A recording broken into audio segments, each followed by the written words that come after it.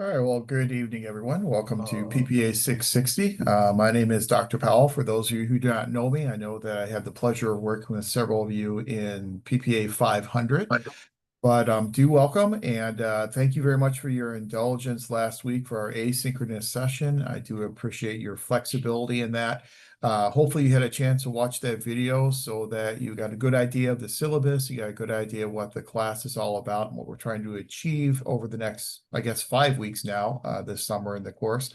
I do think it would be a good idea, though, to start out tonight just hitting some of the highlights of the syllabus, just to reiterate some of the major points in terms of the types of assignments that we're going to be doing, the due dates, my expectations for the work that you'll be producing in the course, and just make sure we're all on the same page. Once we get that done tonight, then we'll turn our attention to our introductory information and talk about the introduction to organization theory. We'll talk a bit about why we study public organizations, why we study public organizations differently than private sector organizations, why public organizations are so complex and some of the differences between public organizations and why a one-size-fits-all approach to studying those organizations just simply does not work, and how we have to take a much more contextual view of studying public organizations. Then we'll also talk about the way in which we're going to deal with the chronological development of the organization theory literature, because this course really takes you through about 150 years of the chronological evolution of the literature and organization theory. We'll go through several different schools of thought, going all the way back to the late 1800s with the classical school and people like Max Weber, moving through scientific management, moving into some of those more neoclassical schools, such as human relations and human resource management. And we'll talk about why these new schools developed and how they oftentimes developed as a rejoinder or a response to some of the flaws associated with previous schools. And I'll take you through that 150-year chronological development throughout our next 5 weeks together. And so I think it's important tonight for us to kind of set the stage and create the foundational understanding of why new theories had to be created and why we do have this type of chronological development to the organization theory literature. But before we get to that, let me just go through the syllabus very quickly. And this is all information I covered in the video that I provided for you last week. But it's just good to go over it again and then afford you the opportunity to ask any questions here in real time about anything course related or syllabus related. Again, I'm not going to go through every single point of the syllabus because I did that last week, but just want to highlight a couple of things. The first thing that I want to highlight is the use of the textbooks in this course. We have two of them. We have the Tompkins textbook as our primary textbook, and then we have the Shafritz et al., which is the Classics of Organization Theory. I think I told you in the video last week, the Tompkins textbook, we were able to get a new print on that as of 2023. Worked with one of my co-author of mine, and we were able to contact the publisher and get the author, convince them to go ahead and release another edition. So that's why the book is available. Both of these books are available through D1DA, and you've probably used that before here at Long Beach. It makes the textbooks available to you in digital form from day one of the class, so you should already have had access to both of those textbooks directly through our campus site. If you choose to opt out of D1DA, you can do that, but you have to do that by, I believe it's June the 11th. And so they're pretty flexible up to June 11th. You can opt in and opt out. If you decide to obtain the textbooks on your own, then you'll just want to opt out of D1DA, which you can do right on our Canvas site. And then that charge will be automatically removed from your student account. If you remain opted in, then you'll have the access to the digital textbooks, and then that charge will remain on your student account. As I told you in our video last week, the reason why we worked so hard to get this Tompkins textbook in a new reprint is because I think Tompkins does a really nice job of dealing with 150 years of organization theory literature. Whenever you're dealing with 150-year evolution, it can be difficult because you're introducing all these new theories and all these different schools of thought, and sometimes becomes very disjointed. And there's really no rhyme and reason to why we're covering a theory at a given point in time. So why I like the Tompkins textbook is twofold. The first reason is because he does deal with it in a chronological manner. So you can really see how the literature has evolved. The second reason I really like the Tompkins textbook is he kind of has this typology that he uses to compare all the different theories to each other. He looks at all the different theories based upon the first typology of the models of organizational effectiveness. And we'll talk about that a little bit more tonight. But he presents to us 4 different ways in which those theories will define the effectiveness of an organization. Then the second typology he uses is a typology of the mechanisms for coordination and control of employees. And then the third typology he uses the motivational strategies that are emphasized by each one of these theories and schools of thought. And so it really does give us kind of something to hold on to as we go through those 150 years, and really allows us to do a better job of finding that nexus between theory and practice. Because at the end of the day, that's what this course is all about, presenting you with some theories so that once you look at your organization, you can determine which theories are most appropriate for the problems that your organization is currently facing. It's also endemic to an MPA program, because that's what we do in an MPA program. If you've had me in the 500 course, you've heard me get on my soapbox about this, but an MPA program is both a scholarly as well as a professionally based program. As a scholarly program, we have some scholarly writing and research requirements and expectations of you, but we're also professional in that if we're going to learn all these theories, there has to be the answer to the so what question. Well, so what? What do we learn these theories for? How can we take these theories and apply them to the pragmatic practice of public administration? And so I think Tompkins gives us that pragmatic approach that we can use to determine when and where to apply some of these theories that we're going to cover in the course. Now, in terms of the textbooks and their editions, the newest edition of Tompkins is the 2023 edition. I will tell you right off the bat, if you're going to purchase your own copy of the textbook, the 2023 edition is very similar to the previous edition. And so if you do decide to get an older edition of the Tompkins textbook, it will probably work equally well as the 2023 version. For the classics textbook, the one thing you want to be careful of is to make sure that the version, the edition of the textbook you're using for the classics contains all the articles that we'll be covering in the course. And you've already looked at the syllabus, and so you know that I have noted for you for each one of our modules, each one of our weeks, which of those articles out of the classics text we will be covering. So just make sure that whatever version you use does have each one of those articles. So that being said, I know another important part of the syllabus that I emphasized in our video that I will re-emphasize this week are those evaluative criteria that we'll be using throughout our 6 weeks together. The first criteria that you will be judged upon will be your Canvas postings. And you've all been in the MPA program now for at least a semester, some of you for an entire year or year and a half. So you're familiar with our use of Canvas in the program. You've posted on Canvas before.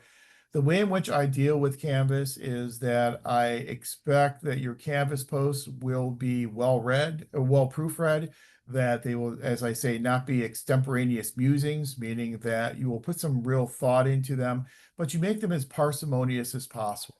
So your response to my initial prompt for each one of our Canvas posts should be somewhere around 2, 3, 4 paragraphs. So keep it short. Include what you need to include to convey your point, but not including any superfluous information. So 2 to 4 paragraphs would certainly suffice.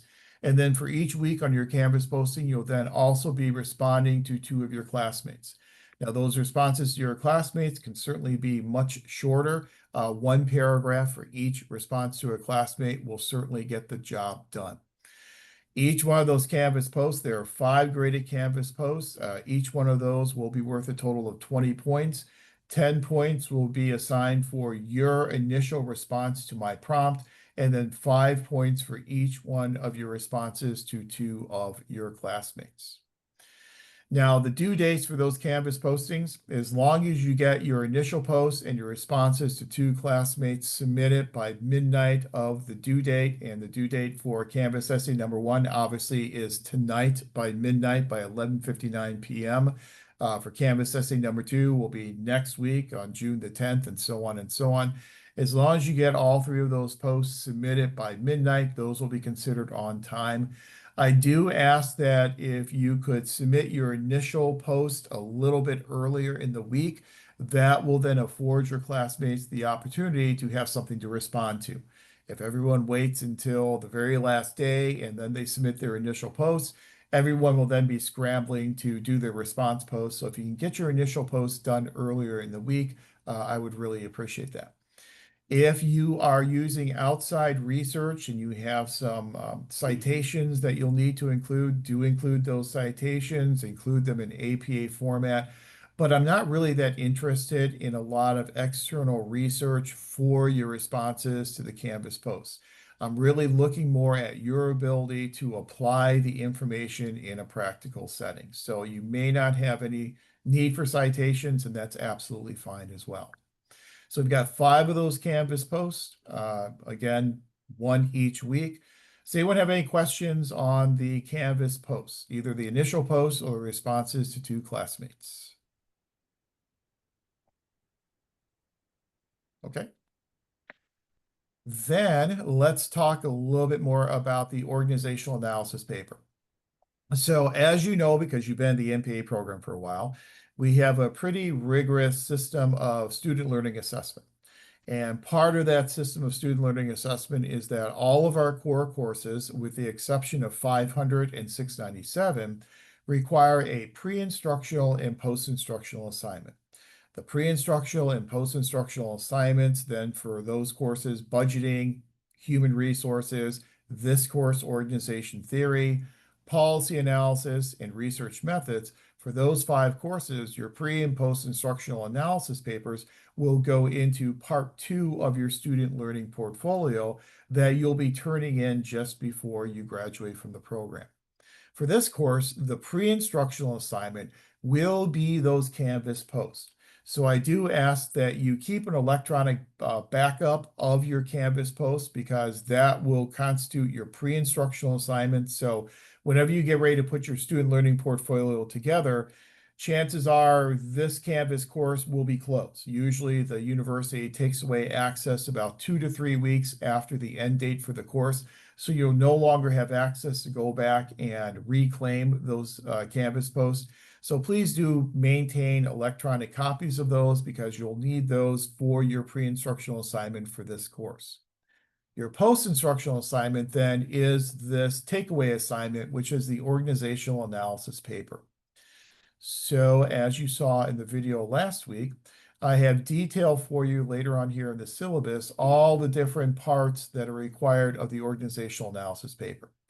The whole goal of this organizational analysis paper is to allow you to take the information that we cover in the course and then apply that information appropriately to an organization. Now, most people tend to use their organization that they work in because they're most comfortable with it and they know the most about it.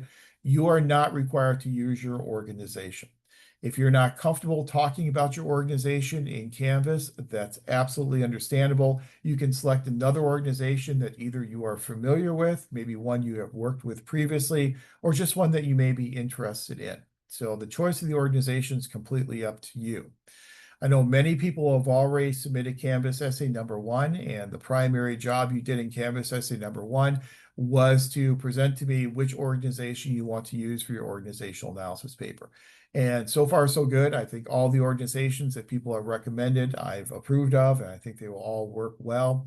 The only caveat there is, as you select an organization to use as a topic for the organizational analysis paper, if you're working with a very large organization, you might want to be careful and maybe narrow that organization down into maybe a department or a division.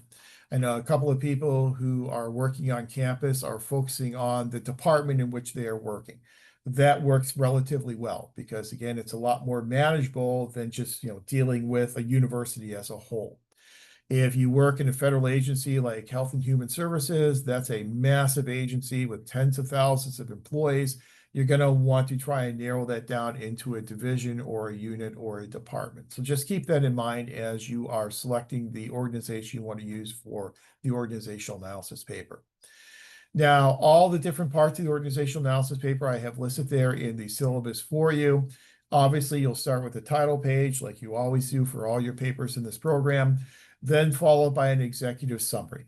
In the world of professional writing, we refer to them as executive summaries. In the world of academics, we refer to them as abstracts, kind of similar types of things. A brief synopsis of what you are doing in your organizational analysis paper. So here we're looking about one paragraph. I know APA style, they have pretty specific parameters for the executive summary. I'm more flexible than that. I say it's just about a paragraph, maybe 100 to 200 words, where you just signal to your reader, this is what's going to go on in the organizational analysis paper. That executive summary is credit, no credit, so I'm not actually going to assign any points to that. It's just a really quick synopsis of the paper itself. Where I will start to pay a lot more attention is in the second part, which is the introduction and background of the organization. That's worth 10 points out of the 100-point total for the organizational analysis paper.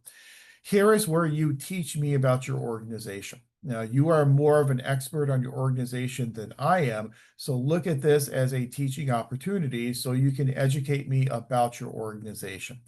How large is the organization? What are the major functions of the organization? What's the mission of the organization? What does the organization's hierarchical structure look like? So here you teach me about your organization. Then the next part, the illustrative management practices of the organization. This is where you will focus on those three typologies we'll talk about tonight from the Tompkins textbook. So you'll talk about which model of organizational effectiveness, or plural, which models of organizational effectiveness are emphasized by your organization. Is it a rational goal model? Is it an open systems model? Is it a human relations model? Is it an internal process model? And then provide me with examples to support whichever one of those models you believe your organization emphasizes. Then you also talk about those mechanisms for coordination and control. So is there a lot of direct supervision? Is there what we call mutual adjustment? Is there a standardization of worker skills and standardization of processes and standardization of values? What types of those mechanisms and some examples of those mechanisms your organization uses? And then finally, for this section, you'll then talk about the motivational strategies. So does your organization use a lot of legal compliance to motivate employees? Does your organization use a lot of considerate leadership or instrumental rewards? And again, provide some examples. So that's what we call our illustrative management practices of the organization. Another section you'll be including, also worth 10 points. Then we'll start to get into the heart of the analysis, where we take a lot of these schools of thought and these theories and we apply them directly to your organization. So a section on classic organization theories that apply to your organization. People like Max Weber and Frederick Taylor and Henri Fayol and Luther Gulick and Edmund Mooney and some of those classical types of theorists, and show me examples of some of those classical types of theories. A section on neoclassical organization theories. And in neoclassical, we're referring primarily to the schools of human relations and human resource management. So people like Mary Parker Follett and people like Elton Mayo and Fritz Roethlisberger, Douglas McGregor, Abraham Maslow, and some of those folks that we'll cover throughout our time in the course. Next section will be systems theory, and here you'll identify the type of system that the organization operates within. Is it a natural system? Is it a closed system? Is it an open system? And then again, providing a justification. And then the final part of the paper will be the impact of the organization on excellence. So discuss how the organization attempts to achieve excellence in its operations, what organizational characteristics contribute to excellence, what characteristics may inhibit excellence. More basically, how does the organization know if excellence has been achieved? Then, as always, the paper will be produced in APA format, meaning you'll use those in-text citations that you become so familiar with during your time here in the NPA program. should be devoid of typographical and grammatical errors. If you're using outside resources, you should include a reference page with those citations in APA format. As you know, APA 7th edition's been around for a while, but it is still just as clunky as when it first came out. So it's a little counterintuitive when you provide these citations. For example, as you probably already know, journal titles are italicized in APA format. Also, when you are putting in your article title, not every word in the article title is capitalized, only the first word and then the first word after a colon would be capitalized in those article titles. So just be careful as you are doing the APA formatting. I am not a huge stickler on APA formatting. I'm not going to deduct any points if you're not completely in accordance with APA format. That's kind of me. I know that in our program, we do have some faculty members who are a little bit more sticklers, if you will, on APA format, and you will find out who those folks are as you go through the program. But I always say, as long as it's kind of in the ballpark of APA format, it's going to be close enough for us. But do use APA format. So that is the organizational analysis paper. That paper is due on our last official day of summer session number 1, which is on July 3rd. It's kind of weird that it's a Thursday, but it's because July 4th falls on a Friday, I believe. And so that's why our term together ends on July the 3rd. So by midnight on July 3rd is when the organizational analysis paper is due. Questions on the organizational analysis paper?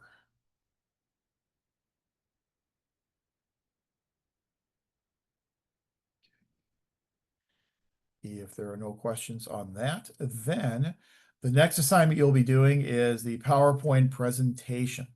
If you had me for 500, you heard me talk ad nauseum about NASPA accreditation and some of the universal required competencies that we are held accountable for achieving as a NASPA accredited organization. One of those is standard number 5, which looks at the ability of students to communicate and interact productively with a diverse workforce and citizenry in culturally responsive ways. In order to measure that, we have to have some type of way to measure how well you communicate with a diverse audience. And so in some of our courses, we've incorporated presentation requirements, and this is one of those courses. So you'll be doing a presentation on July 1st of your organizational analysis paper. Now, this is a very brief, looking at no more than 10-minute, very informal presentation.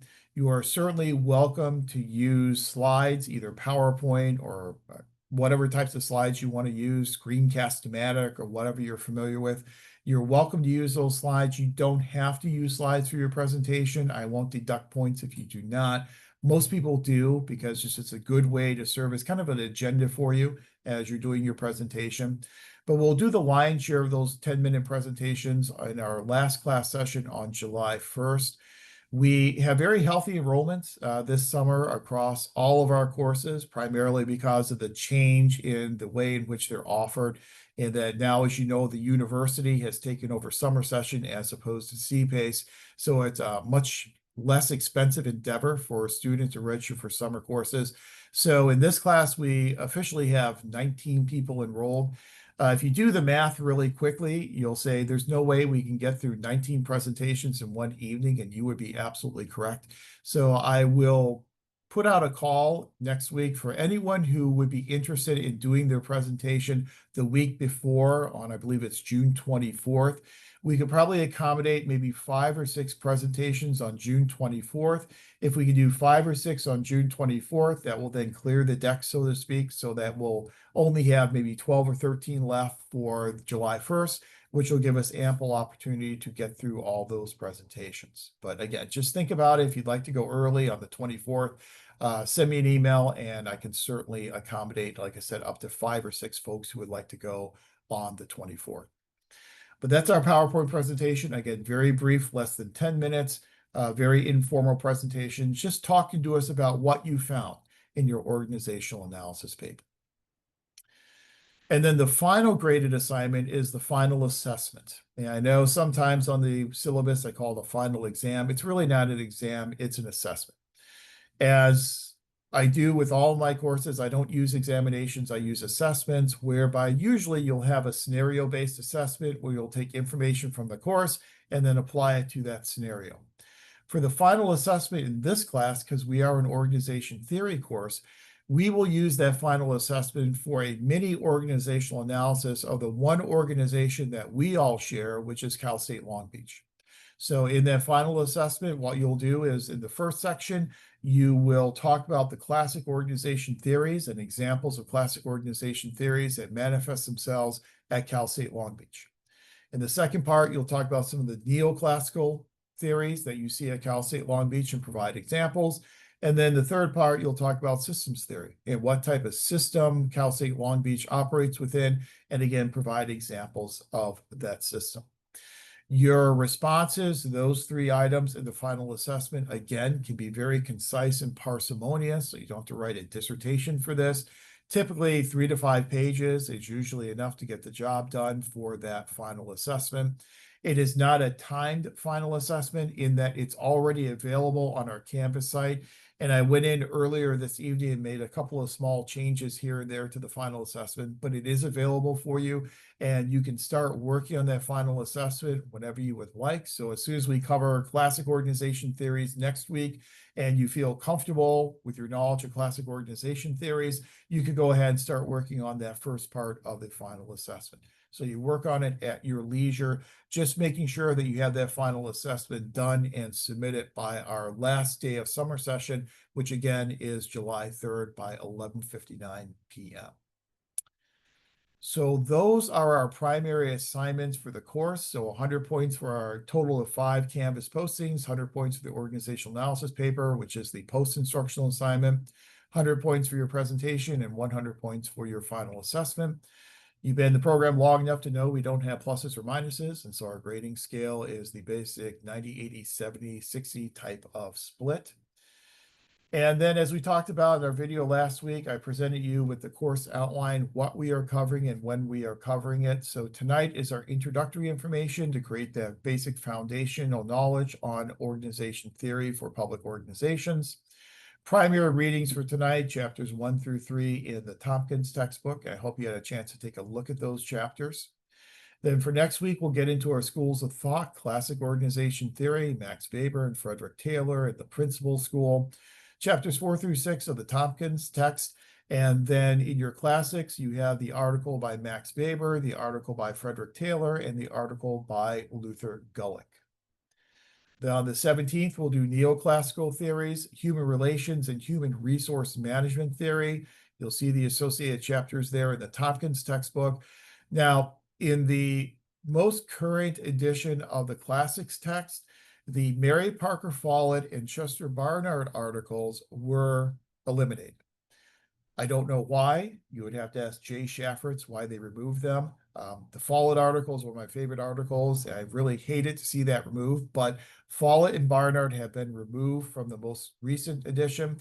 So what I've included for you in that module for that week is I've included a reading on Mary Parker Follett as well as a reading on Chester Barnard. So those readings will be available to you on our Canvas site as opposed to being in the classics text. But then also in the classic text, you have Abraham Maslow and Douglas McGregor, as well as the Janus article. I know there are a lot of articles for that week. You've got 3 chapters, plus you have 5 articles. If something has to give time-wise that week, I would say it would be the Janus article. So if you can't get to all of them, Janus would be the one that you would least prioritize. We'll talk about Janus, we'll talk about groupthink, but we won't go through that article in any extensive detail. But that week will be our neoclassical week. Then maybe the most intimidating week is June 24th, because we have a lot of ground to cover on that evening. Most of our time will be spent talking about systems theory and then also talking about what we consider to be the more modern organization theories, things such as group dynamics and participative management, motivational theories, leadership theories, quality management, and the School of Organization Culture. I think we probably can get through all of that in about an hour 45, and then hopefully if everything goes well, we'll then be able to reserve time to get started on at least a few of our presentations on that evening, and you'll see the associated readings there. And then on July 1st, we're going to have to reserve that entire evening just to get through all the remaining presentations. Then July 3rd, organizational analysis paper and the final assessment will be due, and then we are done. So it's a 6-week semester. We're already into technically week number 2 of the semester. So it goes by very, very quickly. If you've taken a course in the hybrid online version, like my 500 course, you just know how quickly an 8-week course goes. Obviously, a 6-week course goes by much quicker. So just stay on top of the readings, and as you work on those readings and you work on the assignments, as always, you can always reach out to me via email, and I try to respond certainly within 24 hours. I have all my emails pushed to my phone and probably look at my emails way too much, but you will certainly get a response very quickly via email. Don't try and call me because I don't have a phone anymore. They removed all the phones from faculty offices, I guess, to save money. So if you try calling my phone, I don't have one. So just send me an email and I'll respond to you, as I said, within 24 hours.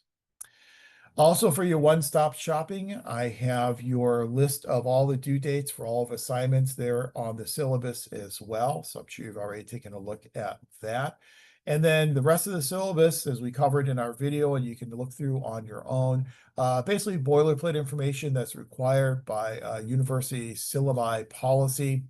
The one I will point out is in terms of students with disabilities, we do have the Bob Murphy Accessibility Center, otherwise known as BMAC. It's no longer DSS, it's now BMAC.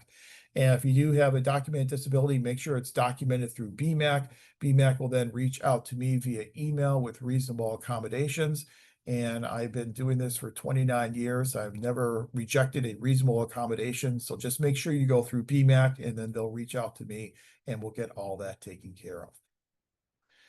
So I think that's my really quick recap of the course syllabus. Do you have any questions about the syllabus, last week's video, or any of our course assignments?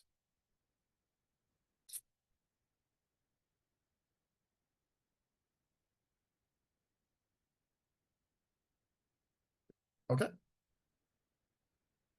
All right then. Let me then share out our slides for tonight and get into some of our foundational information. And typically what I usually like to do, and I don't know how much we'll be able to do that this semester, just because we have such limited time in a 6-week semester. What I usually like to do is, for most of my courses, and you know this via me in 500, is I usually like to do 2-part sessions each week. First part of the session I call the lecture session. The second part of the session I call the lab session. So usually in the first half, we will cover the relevant information for the week and discuss that information, make sure that we're all on the same page and there are no questions about that information, that we feel confident being able to apply that information to our organizations. And then usually in the second half of the class, we'll do the lab. And the lab is where we will break up into breakout groups, and then you'll be able to take some of this information, apply it in your organizations, and then we reconvene as a class at the end of the session and see what each one of our breakout rooms came up with. I don't think we'll do that tonight. We'll see how we proceed time-wise tonight, but I don't think we'll probably have time to do a breakout room session tonight. If we don't have a chance to do it tonight, then we will do it next week. And we'll make that the first half of our class then next week and kind of invert our normal lecture lab type of an approach. But we'll see how we progress with some of our foundational information. So as we go through this information, if you have any questions or if you want to illustrate any examples of this in your organization, I encourage you to participate. You can participate either through your microphone or you can participate through text chat. I always keep the text chat box open. And so kind of the rule of thumb is, if it's something that enriches what we are covering, but it's not something that you would kind of want to stop the flow of the class with, that's something you can always put into text chat. And like I said, I've got text chat open and I monitor text chat. And so anything you put in text chat, I'll go ahead and bring into our discussion as relevant. If it is something that is really germane to what we are talking about, you can always then open up your microphone. And I really do encourage you to participate as we go through our information each week. So obviously, the most logical place to start with organization theory is to ask the basic question, what is organization theory? And many of you have had the 696 research methods course, and so you're very familiar with what a theory is. You know that a theory is a postulated relationship between abstract concepts. The problem with the theory is when we are postulating a relationship between abstract concepts, those abstract concepts are basically constructs. They're very difficult for us to measure in any empirical way. So as you know from research methods, what we do is we'll develop an abstract theory, and then we'll take that abstract theory and then we'll drill down into what we call a model. And a model is a reflection of that theory that looks at measurable variables. And so for each of our abstract constructs, we'll then try and make those more specific and then drill those down into specific measurable variables.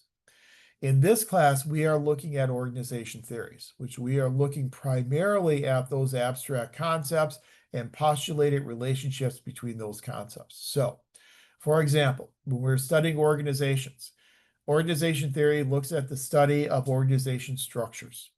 So we'll ask the question, not just how is an organization structured in terms of, is it a tall hierarchy? Is it a flatter hierarchy? Is it a very unified type of structure? Is it a very fragmented, fractured type of structure? We have all these different units and departments and divisions. Is it an organization that is headquartered in one physical space? Or is it an organization that has field and regional offices like the Department of Agriculture across the entire country? In the wake of COVID, is it an organization that relies primarily on remote work assignments and telework? So we'll look at those structures and we can describe organizations based upon how they structure themselves. But then more notably, we're going to ask, what do those structures then mean for what those organizations do? So what do those structures mean for the outputs that are being created by the organization, and then the outcomes that accrue as a result of those outputs? As you probably know from your time in the program, we usually emphasize this in a lot of our classes. There's a difference between what we consider to be an output and what we consider to be an outcome. An output will be the products, the goods, the services that are actually being produced by an organization. The outcomes are then the consequences of those products and services and goods on those beneficiaries who are consuming those products and those goods. So an example could be, we have an income subsidy program, and that income subsidy program is something that has been, say, passed by the state legislature.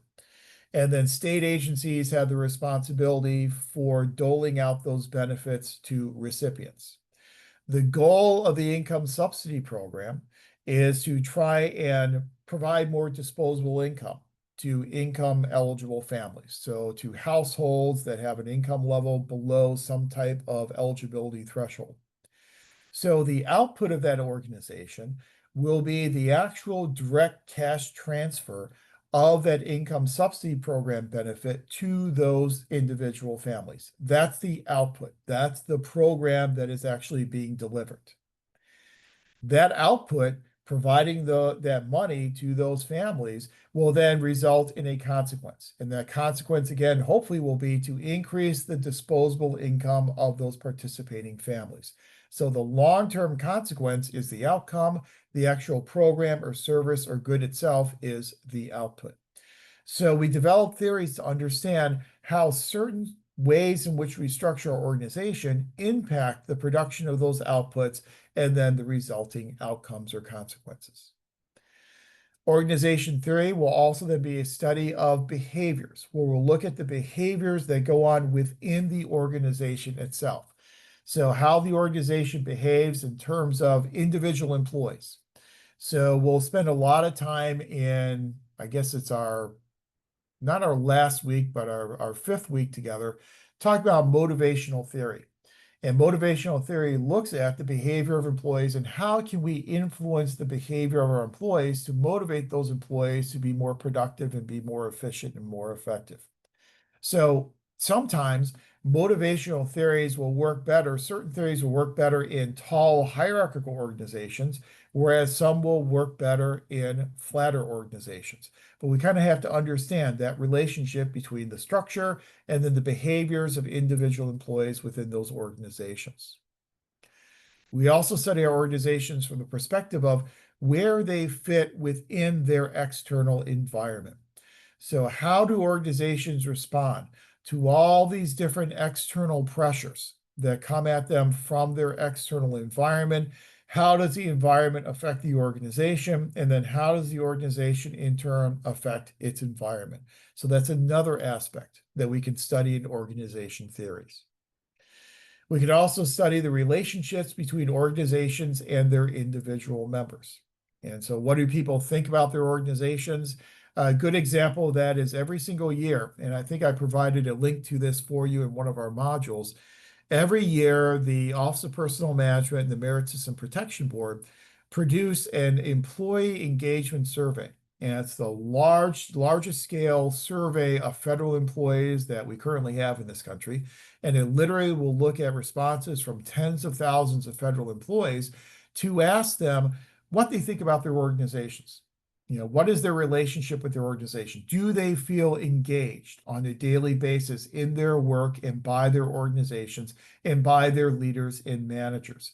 And so that's information that we can then use in order to develop theories about how better to engage those employees and how to foster those more supportive relationships between organizations and their incumbent employees. So there are a lot of different ways in which we can study organizations and study organization theory. Three basic ways we oftentimes view organization theory. Number one is we can view it through what's called the macro level lens. So if we're looking at it through the macro level lens, we're focusing on the organization itself. Again, how is it organized? How is it structured? And then what does that structure mean for the outputs and the outcomes of the organization? This is what our classical theorists oftentimes looked at, is this macro level type of an approach. Another way in which we look at our organizations is through the micro level approach. And here we are then going to deconstruct our analysis down to the elements within the organization, the people in the organization, the units and divisions and departments within the organization, the groups in our organization, either formal and or informal groups. And then the third way we can view organizations is through the management lens, where we focus on the processes and the practices that go on within our organizations. Now, if any of you undergraduate had political science as your undergraduate major, you may have been taught about the development of the organization of the political science literature. And the way in which the political science literature developed is kind of similar to the way in which the organization theory literature has developed as well. In political science literature, the traditional approach to studying political science was what was called the institutional approach. So in the 1940s and the 1950s, if you were studying political science, you were studying institutions. So you were studying Congress, or you would study the Supreme Court, or you would study the office of the president, but you studied those institutions. That is this macro level type of an approach to studying organizations themselves. Then in the political science literature, once you get into the 1960s and the 1970s, you shift from that institutional approach into a second approach known as the behavioralist approach. The behavioralist approach is where we looked at those people who worked within those institutions. So instead of studying Congress itself, you would study members of Congress. Instead of studying the Supreme Court, you would study the justices on the Supreme Court, and so on and so on. That's, again, very similar to this micro level approach that we take in public organization theory. Then in the political science literature, once you then move into the 1980s and 1990s, you then moved into a third approach that was known as the post-behavioralist approach. The post-behavioralist approach then starts looking at the relationships and the processes between individual employees and their organizations. So how do people relate with their institutions? So in political science, how do members of Congress relate with the institution of Congress? And then what types of impediments and obstacles does the institution of Congress and the processes and norms in Congress, what types of limitations do those norms and processes place upon the behaviors of individual members of Congress? So this kind of institutional, behavioralist, post-behavioralist approach that we saw characterize political science literature is also a very similar type of evolution that we have seen in the evolution of public organization theory literature as well. So I think it's a nice little corollary between political science and public organization theory literature and how they both developed over time. So speaking of the evolution and development of organization theory literature, as I told you at the outset, and I also told you last week, the primary reason we use the Tompkins textbook is because of his ability to present to us the chronological development of this public organization theory literature. So we will go through several different schools of thought over the next several weeks together. As I said, we'll start in the late 1800s with classic organization theory. And where every good organization theory course starts is with Max Weber. And so we'll talk about Max Weber. We'll talk about his approaches to rationality. We'll talk about how he viewed bureaucratic organizations as basically the apex of rationality, the most rational organization that you could possibly have, how he based all of his theories on empirical knowledge and empirical information. That instead of making our decisions in organizations just based upon what we believe, we make our decisions based upon empirical evidence. And we all know empirical evidence means evidence that is tangible, evidence that we can collect, evidence that we can sense, evidence that we can analyze, that we can categorize. And so we make our decisions based upon empirical information. That's the classical type of approach of Max Weber. Another classical theorist school of thought we'll talk about is scientific management. And through the 500 class, these are people that you've been introduced to before in 500. Here in 660, we're going to put a little bit more flesh on the bones in that we're going to provide you with a lot more detail and a lot more insight into some of the specifics of each one of these people in each one of these schools. So scientific management. Now, our good friend Frederick Taylor and his focus on the processes of work, and that we could better understand how to make organizations efficient and effective by focusing on finding the one best way to do work in our organization. So Weber focuses on structure, Frederick Taylor focuses on work processes. Principles theorists, people like Luther Gulick, who focus on management and focus on if there's one best way that we can provide training to our managers. That is what will make them effective and efficient, and in turn will then make our organizations effective and efficient. Administrative management theory with people like Henri Fail and Edmund Mooney, and talking about, again, these principles, these universal principles, that if we can develop these universal principles, then adhere to these universal principles, that's what will make our organizations effective and efficient. We'll move into neoclassical theory. In a couple of weeks, we'll talk about human relations and human resource management theory. And again, people like Follett, McGregor, and Maslow, and Ardress, and Frederick Herzberg, and others. We'll talk about starting to incorporate concern about individual employees.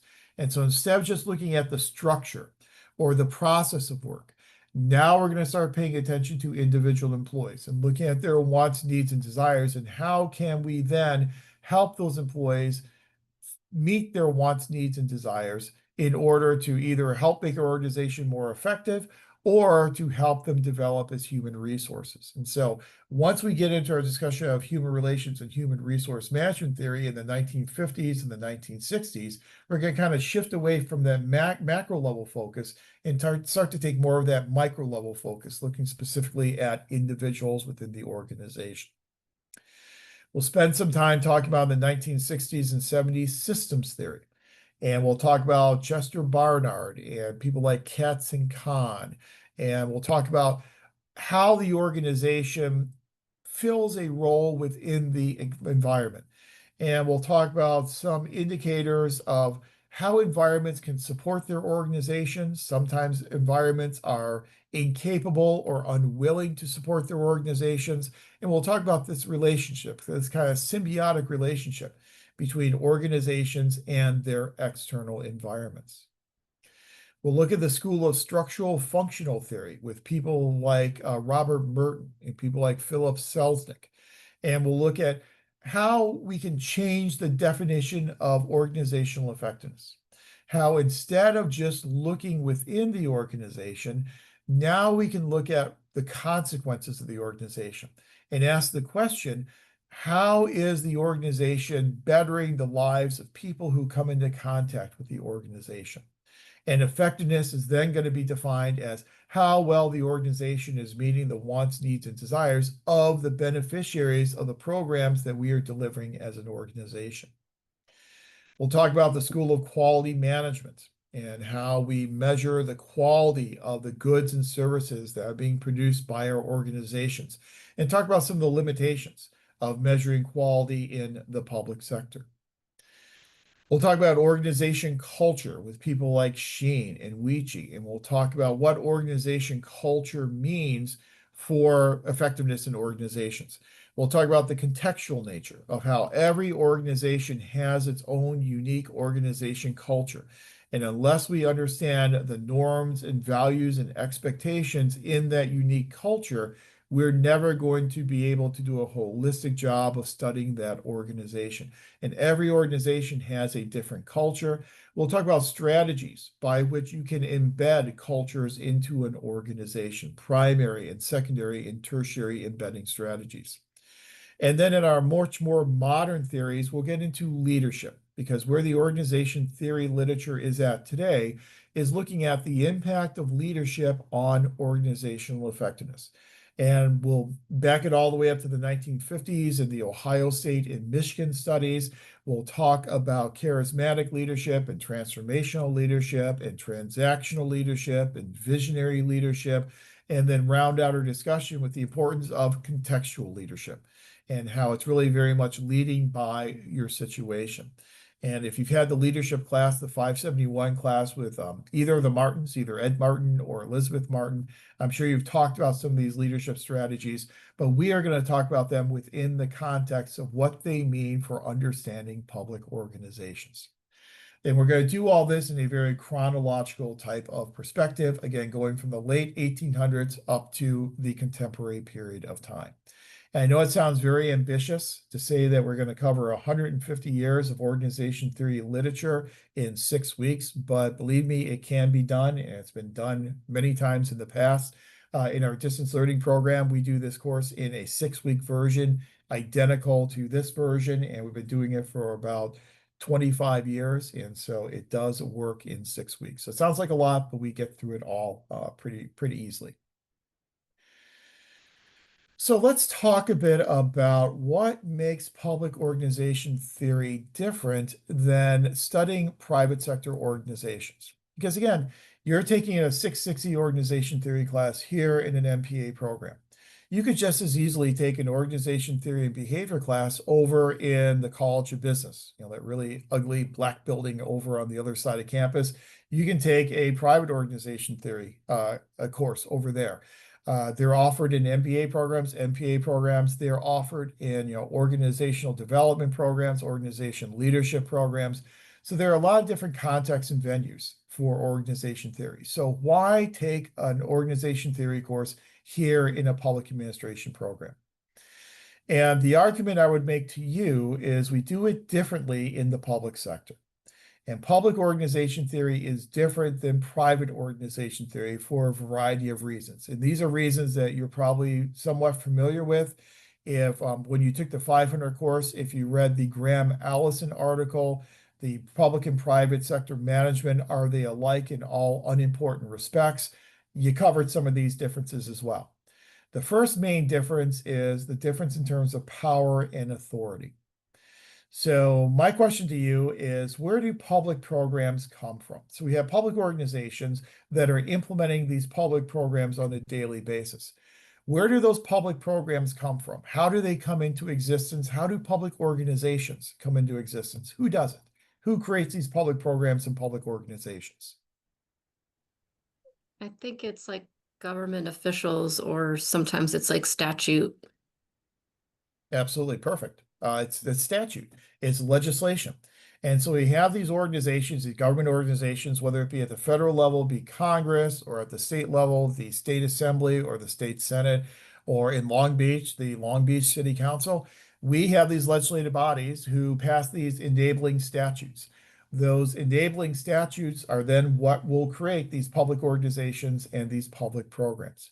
If you ever deal with the federal budget cycle, then you'll know in the federal budget cycle, we kind of have a two-pronged budget cycle. On the one side, we have what's called the appropriations process, and the other side, we have the authorizations process. The appropriations process will consist of those, well, I should put a caveat here. It should consist of Congress passing 12 separate appropriation bills. Each of those appropriation bills will then fund a different set of agencies in that policy area. Those 12 appropriation bills, once they are passed by Congress in uniform version, they then go to the president for the president's signature. Now, obviously, this year, things are happening maybe a little bit different. We have, I guess, quote unquote, what's called a big, beautiful bill that is taking the place of what's called the concurrent resolution on the budget. So things are kind of getting globbed together this year. But typically, you have 12 different appropriation bills. That's for discretionary spending. Then we have the authorization process for mandatory spending. And that authorization process, you'll then have all these different authorization committees in Congress. Each of those authorization committees will then be responsible for authorizing or reauthorizing public programs and public agencies. So typically, whenever a public program is created, there will be a sunset provision in that legislation where it will be authorized into existence for maybe a 5 or 7 year period of time. Then once that period of time sunsets, then that program needs to be reauthorized. Good example of that is in this current bill that went from the House of Representatives over to the Senate, is we have the reauthorization of some of those tax cuts that were initially passed back in the Tax Cuts and Jobs Act back in 2017. We're 8 years removed from that, and so those are due to expire. They need to be reauthorized. So agencies and programs get their authority essentially from a governing body, from Congress or a state legislature. Because they are authorized through that type of a formal process, since they are governmental organizations and these are governmental programs, there is a formality to them. There is a sense of authority to these types of programs. When you think about a government, you think about what makes a government a government. There are a lot of different institutions around the world that will call themselves governments, but how do we know something is actually a government? All governments typically have two main characteristics. One characteristic is they have control over a prescribed jurisdiction. So they control their boundaries, they control their jurisdiction.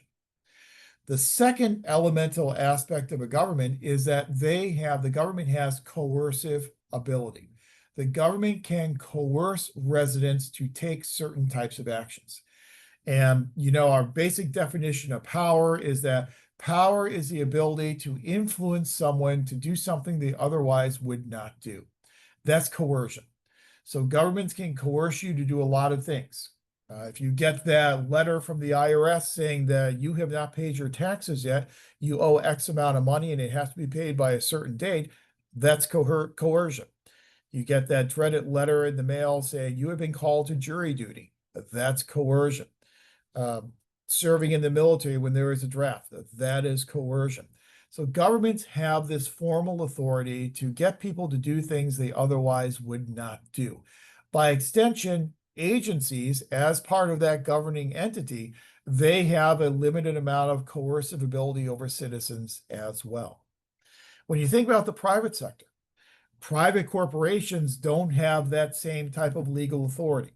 Private corporations oftentimes come about because there is an entrepreneur who decides they have this great idea of this product that they want to produce, and so they then start their own company. And so it's much less of a type of legal authority in the private sector.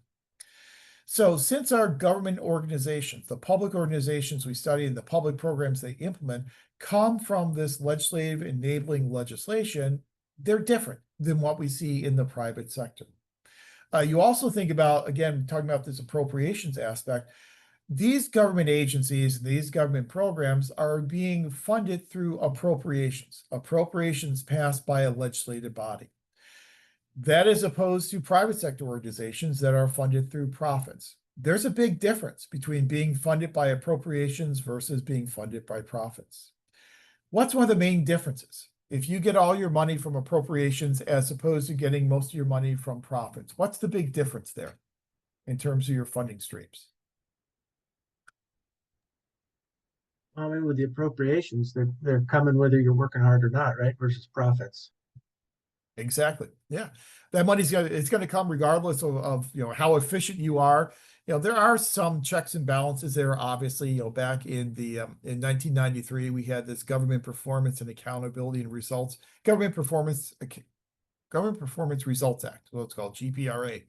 And in that Government Performance Results Act, we required that federal agencies had to submit a scorecard every single year to report on how much progress they were making toward achieving their organizational goals.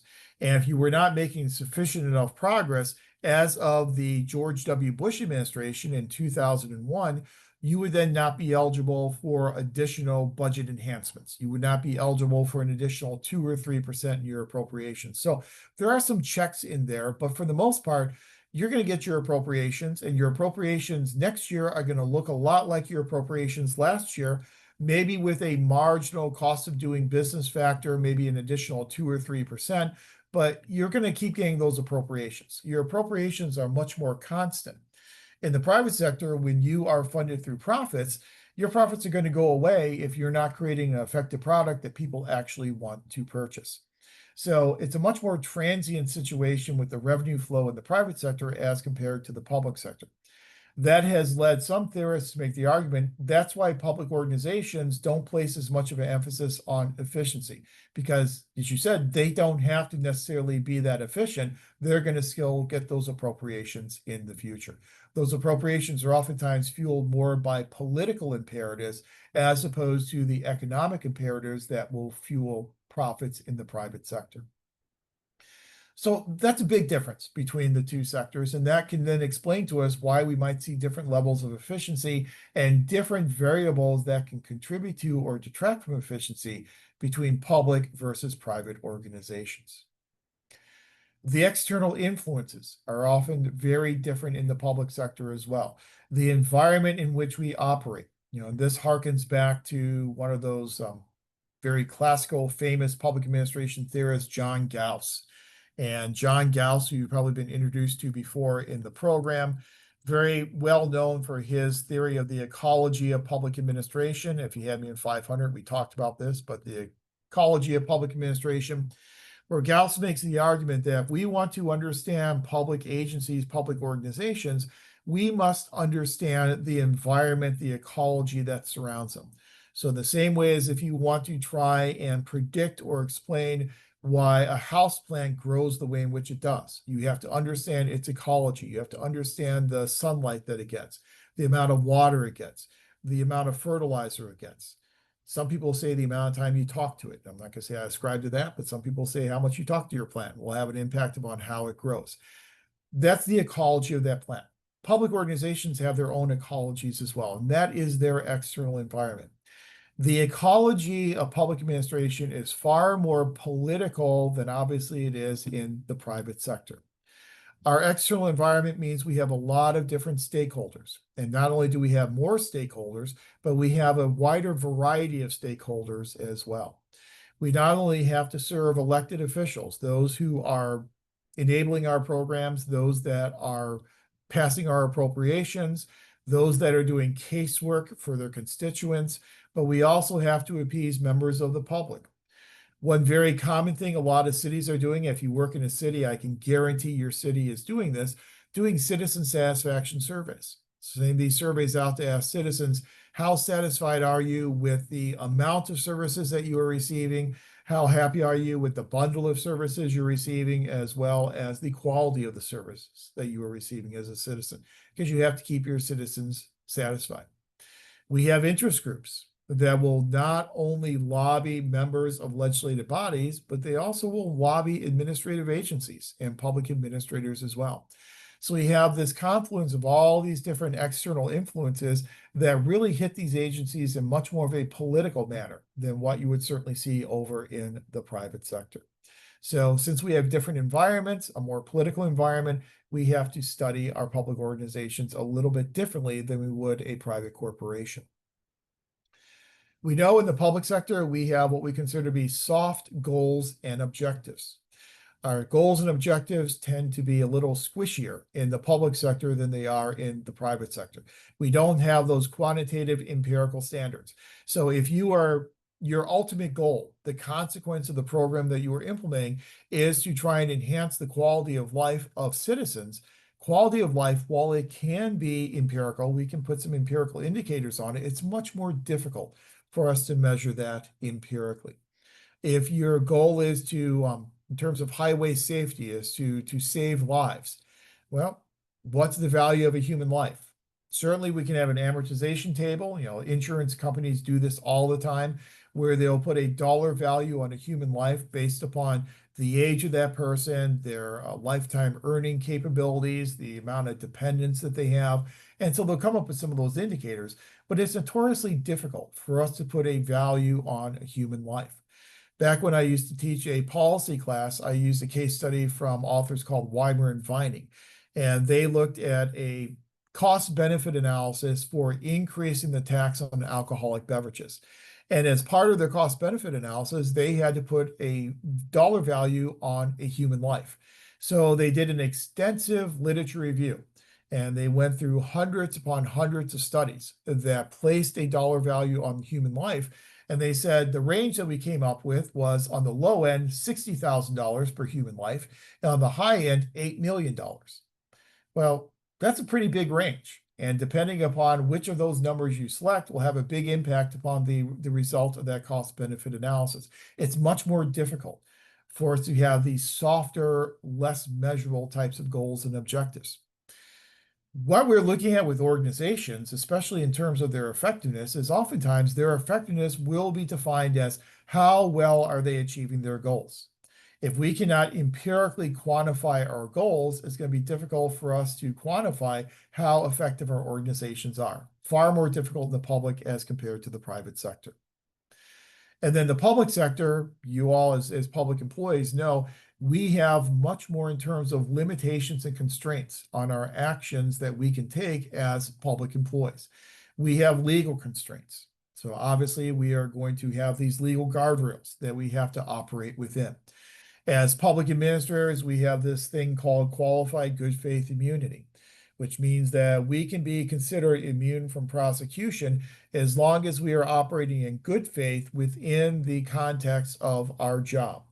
Now, that means that we have to know and endeavor not to violate the constitutional rights of people we come into contact with. If we do violate those constitutional rights and we do it intentionally and knowingly, we may not benefit from qualified good faith immunity anymore. We've seen a series of Supreme Court cases over the past several years that have continued to narrow what is considered to be qualified good faith immunity and narrow the protections that public administrators have. So we are subject to these legal types of limitations. Our appropriations are legal limitations inherently in and of themselves. The Constitution tells us in the appropriation clause that Congress, before it can remove money from the U.S. Treasury, must first appropriate those funds. Appropriation is the process of saying, this is how this money must be spent, the legal manner in which that money must be spent. So we have to follow those legal prescriptions in spending public taxpayer dollar. We know we have a lot of procedural limitations as well. We have the Administrative Procedures Act from all the way back in 1946 that sets out to us all the steps we have to go through in doing administrative rulemaking. So if we want to write a rule to govern the implementation of a program, we have to invite public comment, we have to have public hearings, we have to have a waiting period between those public hearings and when that rule can actually go into effect. We have to follow that Administrative Procedures Act. And so we have these very strict procedural limitations that we are held accountable for. And then we also know we have political limitations on our actions as well. As I always tell my budgeting class, the old adage is political imperatives trump economic imperatives. And so something may make a great deal of economic sense. If it doesn't make political sense, chances are it's not going to happen. Elected officials need to get the political bang for their buck. They need to see that whatever action they are taking will help them get reelected. As David Mayhew famously told us over 50 years ago, the primary motivation of any member of Congress is to get reelected. So all the behaviors, all the actions they take for the most part will lead them toward reelection. So we have to be very sensitive to these political types of imperatives. One of the primary values that underpins the entire discipline of public administration is the value of political responsiveness, that we need to be responsive to these elected officials who create our agencies, who create our programs, and then who fund our programs through appropriations. So because of all these differences, using private sector models and theories oftentimes does not work well in the public sector. Now, this is not to say that we go out there and develop all of our own unique and novel theories. As you'll see as we go through our evolution of the public organization theory literature, we oftentimes take theories and approaches that were developed in other disciplines and we modify them, we tweak them to make them work in the public sector. And that's very true for private organization theories. Frederick Taylor, quality management, all those theories were initially developed for private sector organizations. We then took them, we modified them to try and make them work in the public sector. But just taking a private sector theory and applying it directly to a public organization probably will not work very well. As we mentioned, one reason is because of these differing goals and objectives. A second reason is because of this thing known as the principal-agent relationship.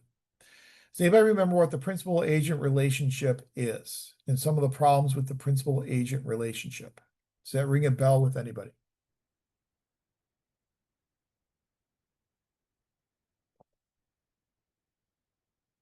I won't call anybody out who had me for 500 because it was probably quite a while ago. So we talked about this in 500, the principal-agent relationship. We know that agencies, federal agencies, serve as the agent in this relationship.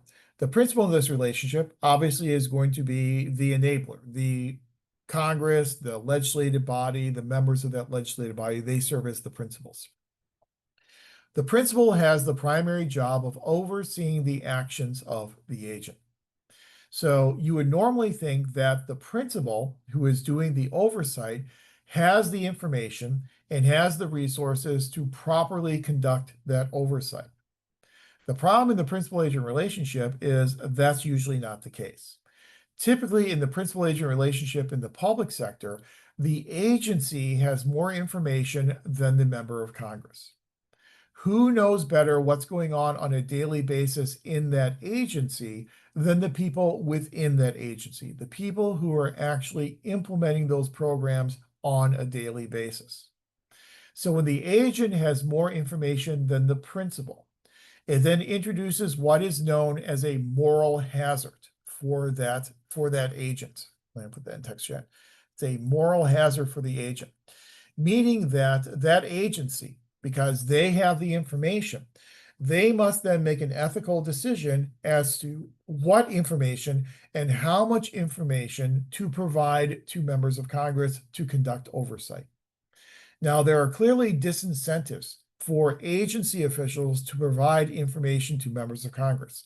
The more information they provide to a member of Congress, the more information that member of Congress has to then scrutinize and oversee the actions of that agency. So you're basically enabling that member of Congress to conduct stricter oversight of you by providing them with the information they need to ask the right questions. If Congress doesn't have the information they need, they don't know what questions to ask. If they don't know what questions to ask, those questions will never get asked and you won't have proper oversight. So the moral hazard for a member of an agency is, do I give this information and make my job harder, or do I withhold that information and make my job easier? Well, obviously, we would hope those agencies will provide that information, even though it opens them up to much more scrutiny than if they would have withheld the information. So that principal agent relationship and those what we call information asymmetries that exist in the principal agent relationship in the public sector don't always exist to the same extent in the private sector. So in the private sector, oversight is oftentimes much easier to conduct. It's much easier to conduct because you have a lot more flexibility and latitude over accessing this information. You have a lot more flexibility and latitude over holding private members of private organizations accountable for their actions, as opposed to what you have in the public sector. So a lot of those business theories are predicated upon this assumption of an efficient and effective principal agent relationship that we simply do not have over in the public sector. When we are unable to quantify our outputs and outcomes, it also is going to make it difficult for us to use business organization theories. We are not creating widgets like the widget, economists love to talk about the widget factories. If you take in microeconomics, they love that's a perfect example they like to use is the widget factory up on the hill. Well, that widget factory, they're in existence to make these widgets and hopefully make the highest quality widgets that people are going to want to buy those widgets and then pay them money for those widgets. If you can certainly quantify those outputs, you can quantify the quality of those widgets, because if people aren't buying them, they're not meeting the needs of the public, and obviously you're not producing a high enough quality product. So it's very easy to measure the quality of those widgets. Like as I said before, much more difficult to measure the quality in terms of a softer type of goal, such as enhancing someone's quality of life. When you have these softer goals and objectives, and when it's difficult for you to empirically quantify your outputs and your outcomes, it becomes very difficult for us to do performance measurements. It's much more difficult to measure the performance of public employees than it is private sector employees. If you have a private sector employee who is working in a call center, it is relatively easy to measure their performance. You look at the number of calls that they answer in an hour, the length of time they spend on one of those calls, their satisfaction rates, the really quantitative ways in which you can measure their performance. It's much more difficult to measure performance of public sector employees. And when you cannot measure performance, it's much more difficult then to allocate rewards based upon those performance levels. Most private sector theories are based upon pay for performance. And that's how you motivate employees, is through those extrinsic rewards of additional compensation. We don't have the ability oftentimes to do pay for performance in the public sector, so that theory simply is not going to work when applied directly to a public organization. So hopefully what we've done up to this point is we've given you a justification for why we need the separate study of public organizations and the reason why we have a separate class in public organization theory. But even within the public sector itself, there are substantial differences between public agencies that are so substantial that we cannot come up with a universal theory that will apply even to all public organizations. So, discount the private sector for a second and say, let's just look at public organizations. Public organizations are too complex to come up with one universal standard theory that can be applied across the board to all public organizations. We know public organizations are complex and they exhibit a lot of unique differences between each other. One major difference between public organizations is the size of the organization. I had mentioned to you before this employee engagement survey that's conducted every year at the federal level. In that employee engagement survey, they categorize agencies based upon their size. And so the largest will be the very large organizations, then they'll have large organizations, medium organizations, small organizations, and very small organizations. One of the strongest relationships is between engagement and the size of the organization. Smaller organizations tend to have much more engaged employees as opposed to large organizations. Health and Human Services is usually, and this is again, last year's, not this year's, but in last year's study, the Department of Health and Human Services usually rank the highest in federal employee engagement of all the very large organizations. I think a very large organization is defined as an organization that has more than 10,000 employees. And their federal employee engagement rates are about 72%, which is really good for a very large organization. At the opposite end of the spectrum, you have the smallest organization, which is the Marine Mammal Conservation Commission. I believe I got that name right. The Marine Mammal Conservation Commission consists of 12 marine biologists. So 12 people who have their PhDs in marine biology. Extremely small organization with a very small support staff. They have the highest levels of employee engagement and satisfaction across the entire federal bureaucracy. So the size of the organization will certainly have an impact upon how that organization operates, and we have a great disparity in the size of our organizations. Differing structures. As we had said before, some organizations are very hierarchical, some organizations are a lot flatter. Traditional departments, cabinet level departments at the federal level tend to be very hierarchical. They have this very tall hierarchy, this pyramidal shape to their organization structure. At the opposite end, you have commissions, and commissions tend to be much flatter in terms of their structure. They don't have one person in charge of that commission, they will have multiple commissioners, 3 or 5 or 7 commissioners who all share an equal amount of power. You think about it, at the corollary to that, the local level would be something like in Los Angeles County, where you have your 5 supervisors on your board of supervisors. That is a flatter type of leadership structure than you would have in a traditional government organization. So we have these different structures. Different organizations obviously have different functions. Some organizations do a lot of what we call direct administration, and some organizations do more indirect administration. Direct administration is when you have an agency that's actually delivering these goods and services directly to citizens. So they're interfacing on a daily basis with those citizens. So an example of that would be what Michael Lipsky refers to as the street level bureaucrats. If you're a street level bureaucrat, you are interfacing daily with citizens, you're delivering services directly to those citizens, you're engaged in direct administration of those programs. That's your function. However, we have some other organizations, primarily at the national level and to a lesser extent sometimes at the state level, that are engaged in indirect administration. So instead of interfacing daily with citizens, they provide the resources that will then make the direct administration possible. So they provide the grant money. They will provide the money that then flows in to support that direct administration. That's typically, again, at the national level. So the functions of the organization mean that we can't have one approach that works for a direct administration type of organization and the same approach that works for an indirect administration type of organization. Differing environments.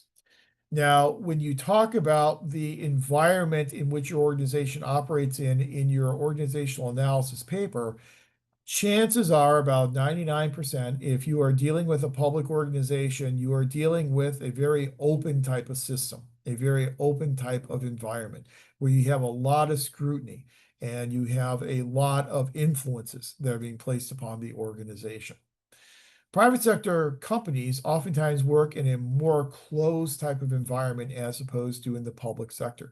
But even in the public sector, there are gradations to how open or how closed that system is, how open or closed that environment is. There are also gradations in terms of the resources that environments can provide for the organizations that exist within their environments. So environments can support organizations through a variety of different resources. So having an adequate and competent labor pool is a resource that your environment can provide to your organization. Adequate amounts of money, either through appropriations or grants, another resource that your environment can provide to your organization. Political support and constituent support are other resources the environment can provide. So your organization might be an environment that is very supportive, where you're supported very much by citizens and constituents, clients, and elected officials. Other people may work in organizations that don't have that same type of level of support. So the theory we apply will be different between those different types of environments. Different types of employees. Some organizations employ people who are very technical in terms of what they do. Our distance learning program for many years operated with work sites. And so we would have 3 different work sites for each one of our cohorts. And one of our cohorts was at the OCTA, the Orange County Transit Authority. The vast majority, if not all of those students that came from OCTA, they were engineers. So that was their professional background. Then we had another cohort that was in, I believe it was public services or public social services, I believe it was, DPSS. They were different types of professionals. They weren't engineers. They were working directly with individuals. So we had different types of employees. Different types of employees have different wants, needs, and desires. And so therefore you have different theories that have to apply to those different types of employees. And different organizations utilize different types of technologies. So even in the public sector, different public organizations will use different types of technologies. And one example of these different types of technologies I like to use is what's on the screen there called Thompson's typology of technology. And I just like it for a lot of reasons, but one reason because of all the alliteration. So Thompson's typology of technology. There's a nice little rhyme to it. Thompson's typology of technology says that for organizations, especially public organizations, there tends to be 3 main types of technologies that public organizations rely upon. The first type of technology they rely upon is what's called a log-linked technology. And a log-linked technology is very similar to an assembly line. So, you think of log linked, you've got all these logs floating down the stream and, one after another, and they're all linked together. That's like an assembly line. And so for you to do your job, you have to wait to the person in front of you to do their job. So one person puts the headlight on, the next person puts the grill on, the next person puts the bumper on, and so on and so on. That's the most basic type of technology, a log-linked technology. We tend to see log-linked technologies used a lot in the private sector, much more so than we see in the public sector. The second type of technology that Thompson tells us is used is what's called a mediating technology. In the mediating technology, the government agency and the government employee serves kind of as a go-between between the citizen and the resources that that citizen needs. So you think about an employment bureau. That employment bureau utilizes a mediating technology. That employment bureau locates job opportunities and then provides those job opportunities as resources to citizens. That's a mediating type of technology. And then the third type of technology that he says is most frequently used in the public sector is what he calls an intensive technology. An intensive technology is where you deal differently with different individuals. So when you are that street level bureaucrat and you are dealing with individual citizens, how you deal with one citizen will depend upon the needs of that citizen, which may be different than how you deal with another citizen. It's kind of similar to in the world of education. How one student learns may be different than how another student learns. And so material may need to be presented in different modalities for different students.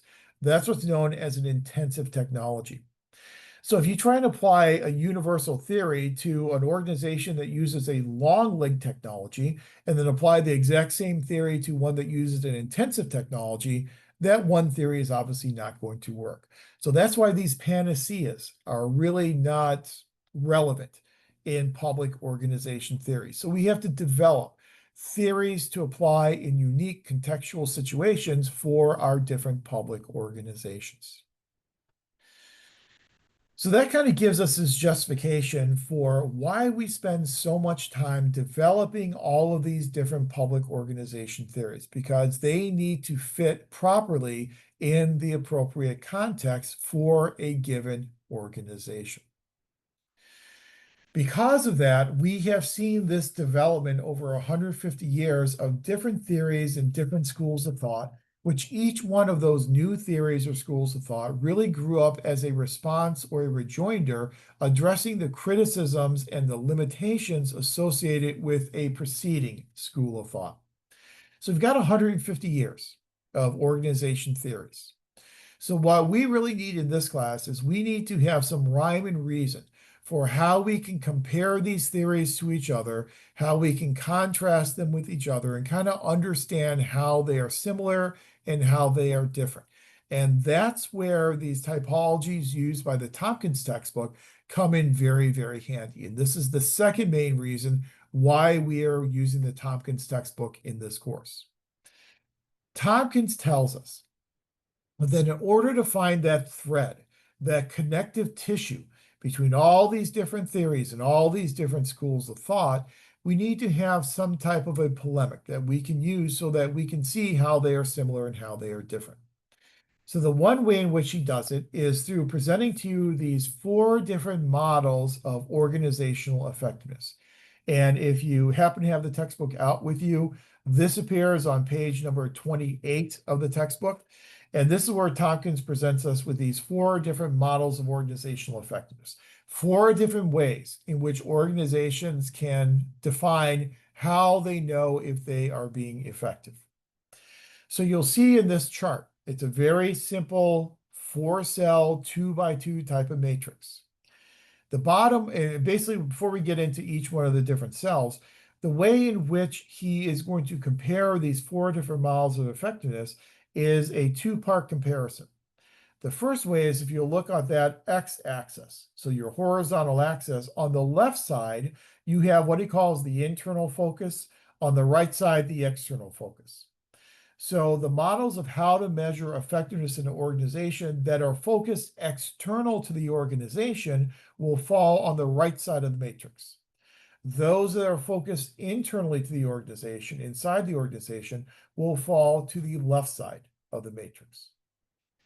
Then on your y-axis, you have the difference between flexibility and control. So those models of organizational effectiveness that fall at the top of the matrix, those favor flexibility. The ones at the bottom of the matrix, those are the ones who are going to favor more control. So the very first one he presents to us, and we'll go a different order that I have on the screen there, but the one on the bottom right is what's called the rational goal model.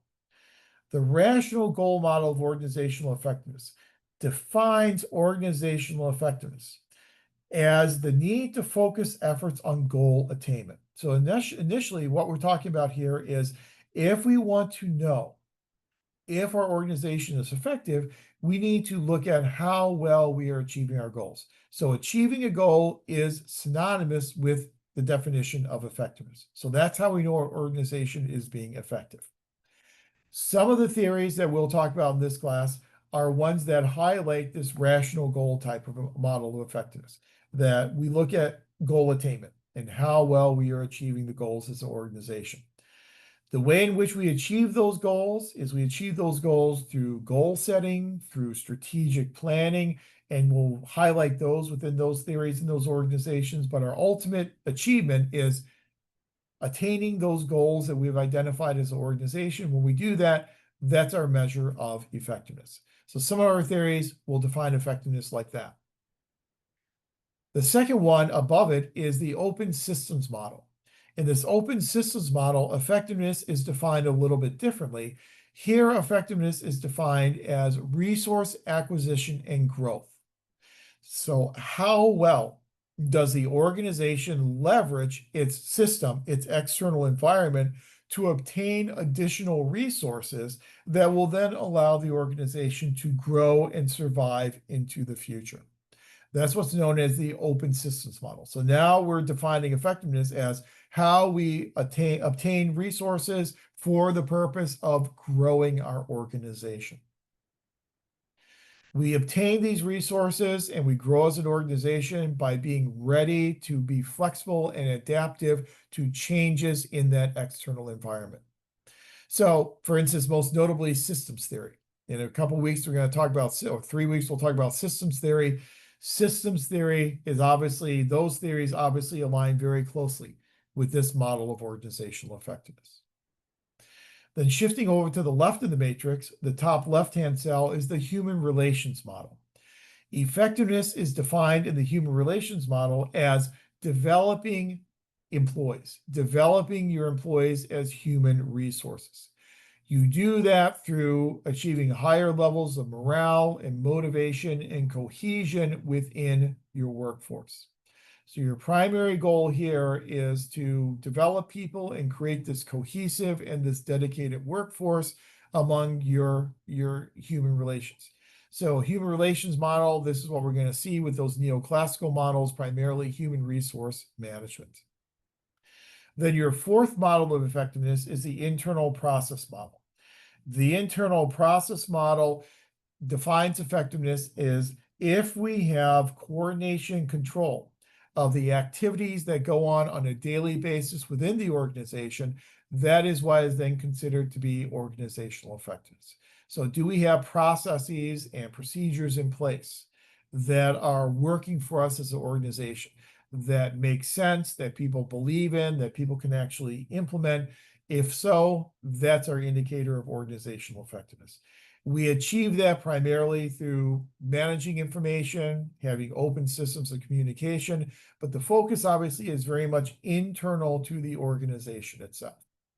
So those are the four different ways in which we can define the effectiveness of an organization. Some of our theories will favor the rational goal model, some the open system, some the human relations, and some the internal process. But a very important point here as we go through all this over the next several weeks, these models of organizational effectiveness are not mutually exclusive. So it is possible that we can have theories and schools of thought that can emphasize one, two, three, or sometimes all four of these models of organizational effectiveness. But as we talk about each one of these schools of thought, each one of these theories, as soon as we're done talking about that theory, we will then go back and look at which of those models of organizational effectiveness are emphasized by that theory or that school of thought. So it gives us a way in which we can categorize all these different theories over 150 years of theoretical development. So that's one way we're going to compare our theories. The second way we're going to compare our theories is through what's called Mintzberg's mechanisms for coordination and control of work activities.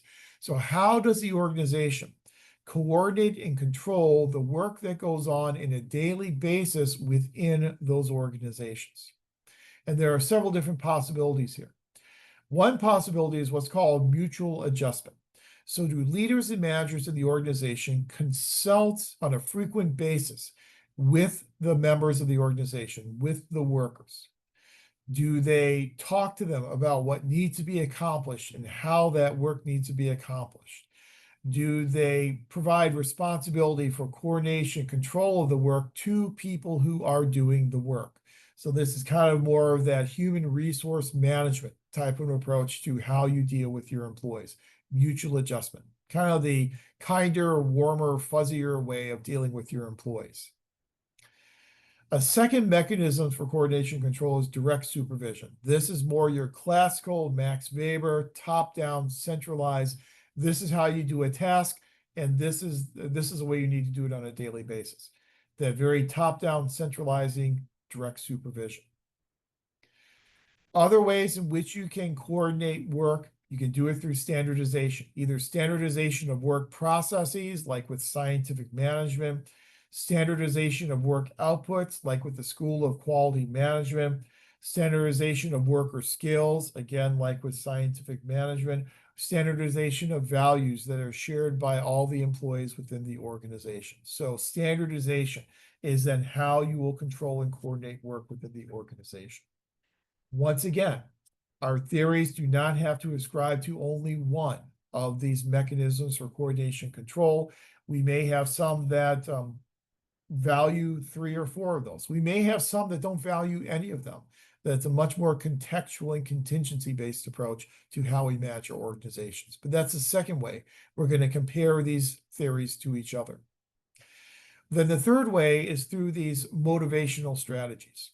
And there are 4 motivational strategies presented to you by Tompkins on page 37 that we're going to use. The first one is legal compliance.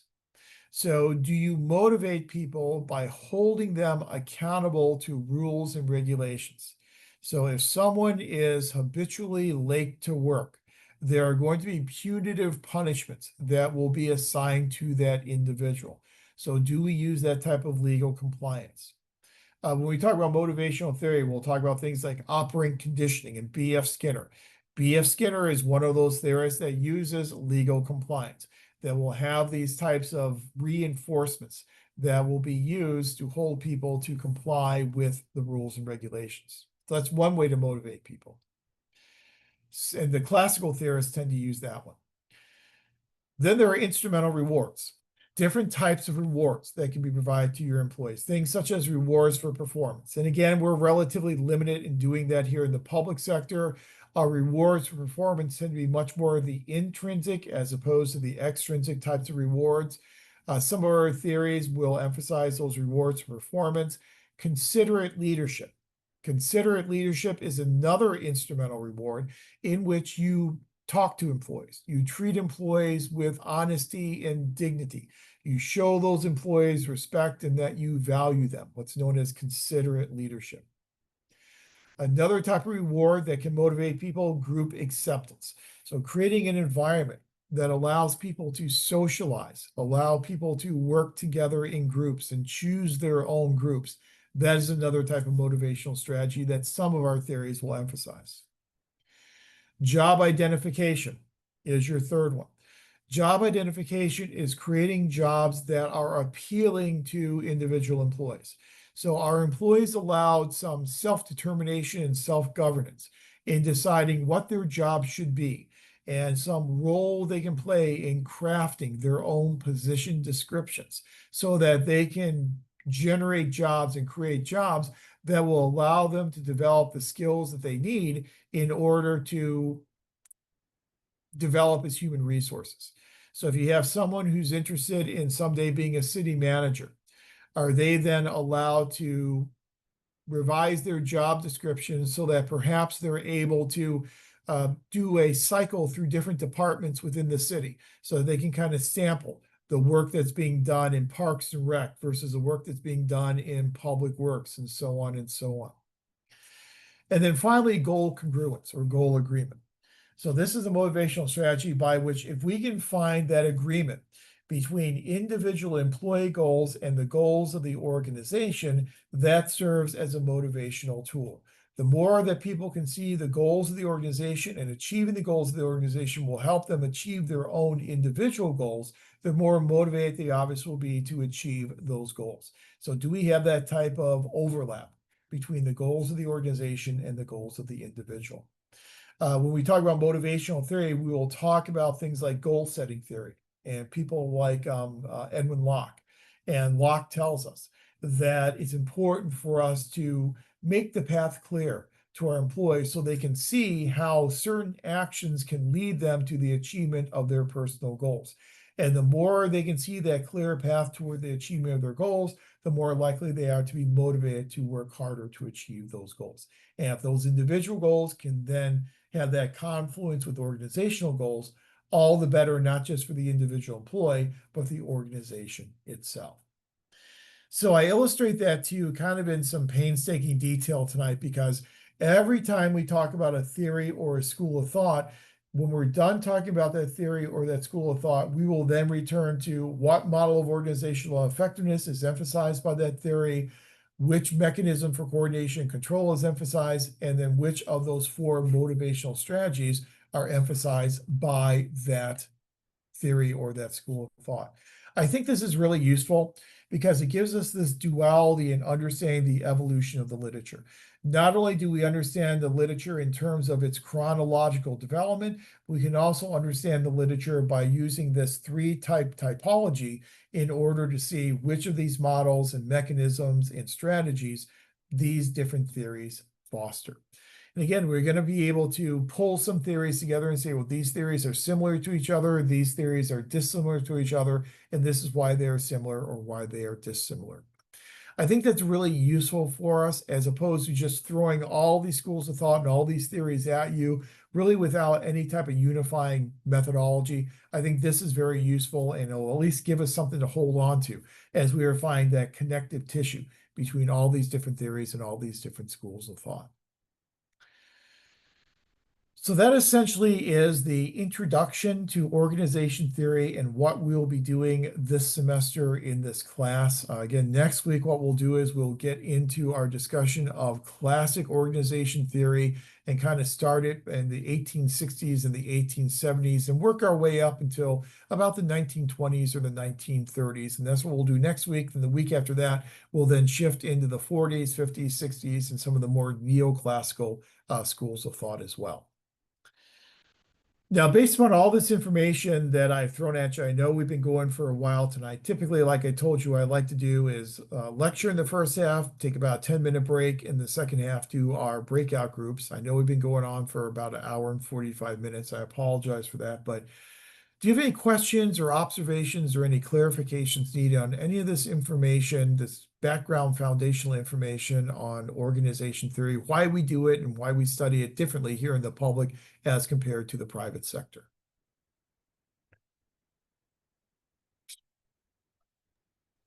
Okay. I have a question about the models of org theory and effectiveness. You had mentioned that like in some cases there might be a little bit of all four models being utilized. And I was just wondering, just thinking out loud, like if if an organization is trying to apply or take from all of the models, is it too much? Do they kind of compete with each other um, to where you can't really fully achieve the goals of each of the models because they compete with each other too much? Yep, I think that's a great point, and you're right. They can compete with each other. They're not mutually exclusive, but they can compete. And you're putting resources behind the achievement of these goals. And so you think about like a strategic plan. And when you develop a strategic plan, you're developing a multiplicity of goals. If you develop too many goals, then it's not going to be an effective plan because goals can end up canceling each other out.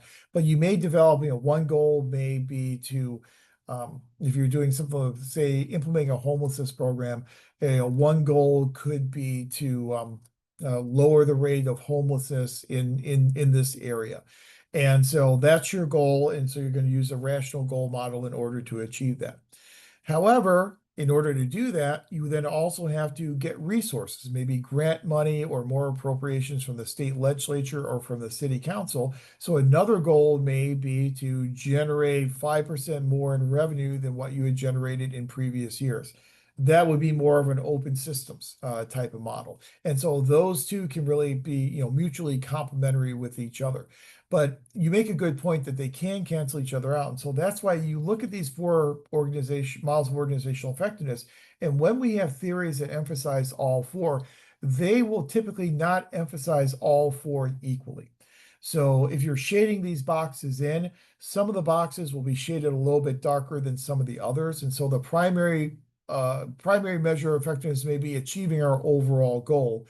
But in doing so, we also want to satisfy our employees. And so we're also going to look at the human relations model of effectiveness, but perhaps that's not the primary overriding goal. The number one goal is to achieve the goals we have stated in our strategic plan. So I would say you'll look at these as kind of gradations. And so, yes, we may be able to emphasize all four, but we may place a higher emphasis on one as compared to some of the others. Does that make sense? Yes, thank you. Yeah, and I think it's a good point that, in some instances they do cancel each other out, but I think we can kind of look at it in terms of a relative sense, in terms of which is the most important, which is a little bit less important, which is least important. And it really depends upon the theory. And, as I said, there will be some of these theories, some of these schools that won't really emphasize any of them, that will say, well, it's kind of indeterminate in terms of how we're defining effectiveness. You may look at your agency and you may say the organization I work for or the organization I'm focusing on really hasn't given a whole lot of thought to what it considers organizational effectiveness. And so it really hasn't emphasized any of these different models. And so it really is contingent based upon the organization that you are dealing with. And again, for the organization you select, if you don't want to talk about your organization, if it's a little bit too sensitive to share information about your organization in Canvas, you can always select another organization.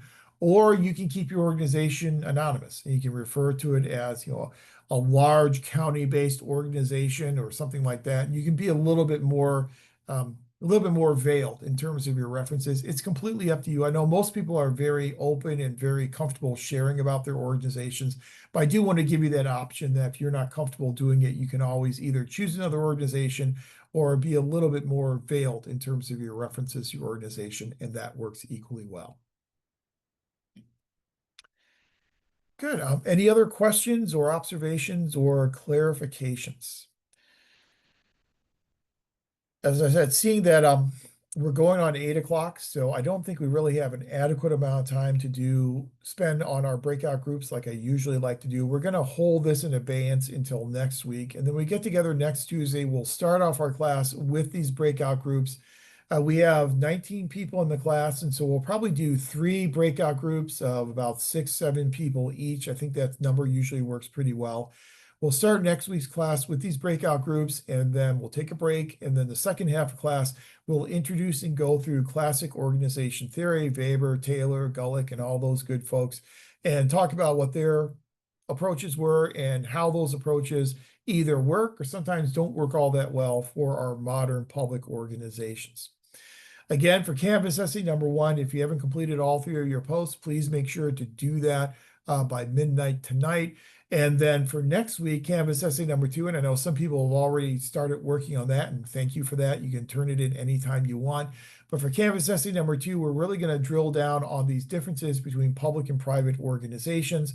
You'll be taking a public or nonprofit organization and then comparing it to a correlated organization in the private sector, similarities and differences between those 2 types of organizations. Then in our breakout group to start the class next week, we'll take those characteristics and then we'll talk about why those characteristics may make it difficult for us to apply traditional private business organization theories to our public sector organizations or nonprofit organizations, depending upon which sector you are currently working in or which sector you'd like to work in the future. Okay. All right. Well, if you have any questions, as always, send me an email. I'm happy to answer any of those questions. Otherwise, I hope you have a great remainder of your week, and then we'll be back in a Zoom session then again at 6 o'clock next Tuesday. So thanks, everyone. I'll have this recording up on our Canvas site, probably not tomorrow because I'm traveling, but certainly by Thursday morning, I'll have the recording up and available if you want to go back and review it. All right. Thanks, Hazel. Thanks, everyone. Have a great evening, and I'll talk to you again next Tuesday. Thank you, Professor. Thank you very much. Thank you. Thank you.